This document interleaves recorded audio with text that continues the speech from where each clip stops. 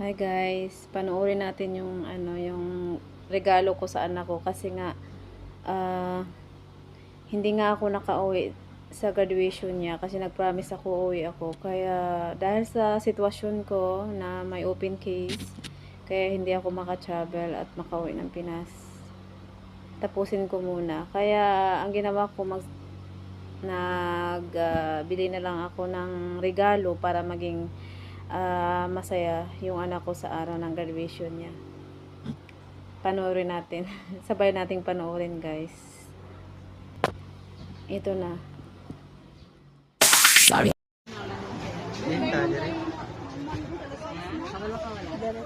Wala, di ka kabalo, no? Ay, box. Box din naka-box. Kaso lang nahugaw na ni Dukay naman kayo ni si Teresa. Tayo kayo kipapalit. Kani, oh. Oh, basta hasa. Basta! No.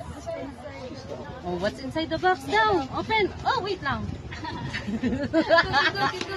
Oh, open na na. Oh, ana, oh, mag-open. Oh. 1, 2, 3. Open. Open. Oy, basa hasa. Oh, wait lang. Ano yung naha, oh? Sige na, okay ra. Okay ra kay. Dili man inuglabay mo. Basa hasa kay. Well ha. Misa. Basa hasa kay. Basa, ha? Silent reading man na. Uy, dapat over ano ni mo kay para madunggan ni mama ni mo. Sana. Ano, a mother's love is characterized as unconditional, selfish, and Pamati mo kay ma-oral ta karon. described as the purest form of affection that provides foundational emotional security, nature, and support to a child. It is demonstrated through unwavering support. A mother's sacrifice is a selfish, often silent devotion of her children, placing their well-being, education, and safety above her own comfort, health, and dreams. From enduring labor of works, long hours, and sacrificing personal ambition, this enduring love shapes her family's foundation. Wow! Singkay, basta nga guys. Dapat ikaw basa ni. A mother's happiness is a foundation to family well-being, directly influencing her children's emotional, social, and cognitive development.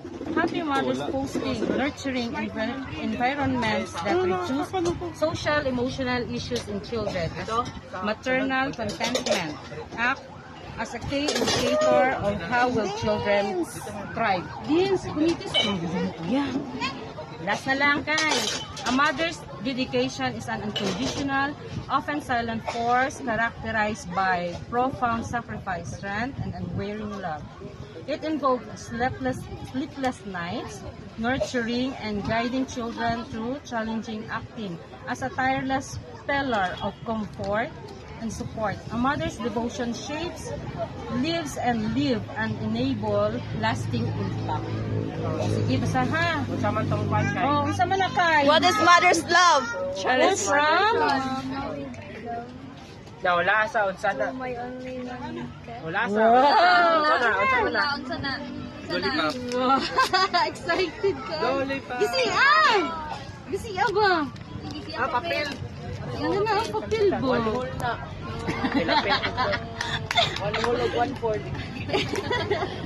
Diluy, crayon. Sabon na. Papel. Ballpen, isa ka box na ballpen. Box sa ballpen. Ay, dili. Isa kaset na pentel pen. Chocolate! Chocolate! Kung anas ni kay chocolate oy. Sapatos. Isa kaya? No? Panting. Uy! Stationery! Wow! Open na! Wow! Wow, isa na siya kulon. Unsa may ingon si mong mama kay? Ano? Wala gid I love you kay. Ano kay? Thank you. I love you. Thank you lang. Sige na, sorry ang mama mo. Ah, hi. Thank you. Unsa? Wow!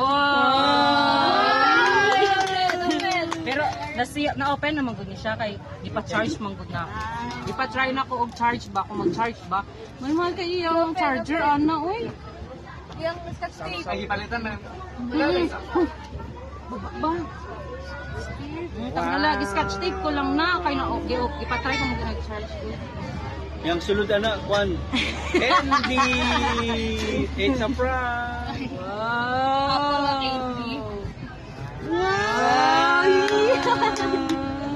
Happy ka kay? Uy. Pagkita diri kay. Happy ka dili. Wow, ay kay love you kay mama nimo. Pagkita diri kay. Dili ay dili. Dili sagi ang yo kun niya kay kung sa imo daw niya gali daw niya mabalaan ba. Kaya ako wala gyud ko. Wala na gyud pa Goni. Ikaw na dayo. Para dili pa kwan. Ano na center? Na-sim niya siya. Asan na?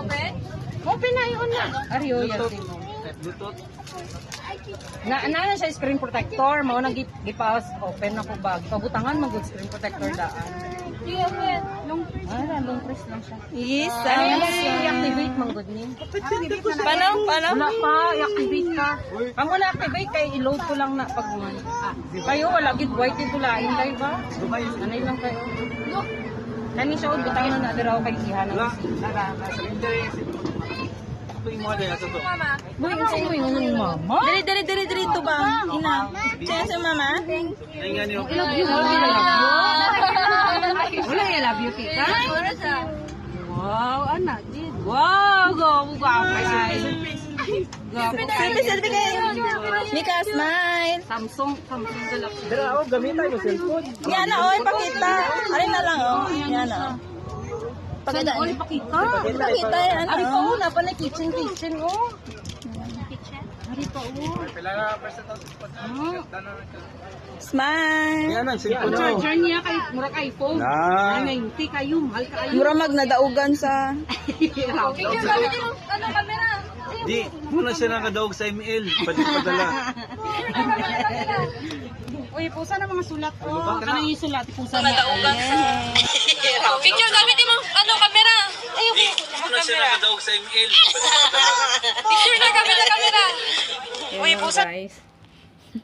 Thank you for watching. Sana masaya naman siya, yung anak ko. Nahihiya kasi siya kasi nahihiya siya ipakita yung nararamdaman niya sa harap ng mga kaibigan, pamilya ko, ganun. Nahihiya lang siya.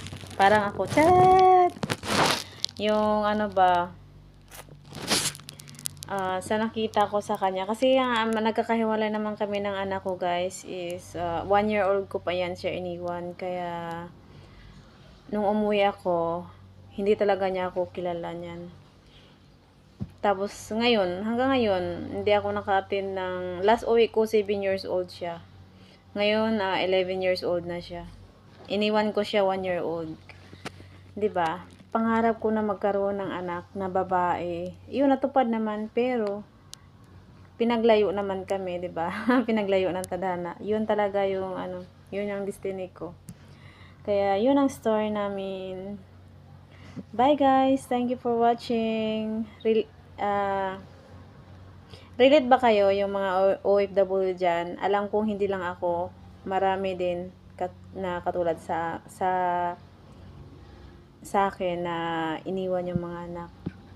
Kaya laban lang para sa pamilya natin, sa mga anak natin, guys. Makakasama din natin sila.